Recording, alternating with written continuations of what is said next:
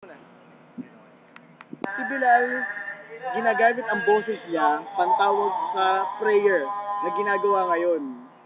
Ngayon, ang sa Muslim, meron silang 5 days na prayer. Merong 4:30 ng umaga, 12:30 ng tanghali, 4 o'clock ng hapon, 6:45 ng gabi, tapos doon na sila kakain ng fruits muna, drinks, tapos solid food na, tapos ng 8 o'clock PM. Ngayon, ang Ramadan, sila ay nagpa-fasting mula 6 ng umaga hanggang 6 ng gabi. Ngayon, makikita nyo, ngayon ay 7 na, kaya 6:45, mag-assemble muna yung mga tao, tapos sila ay kakain na.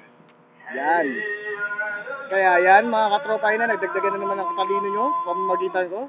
Kaya ito ang Dubai 101. Bye-bye!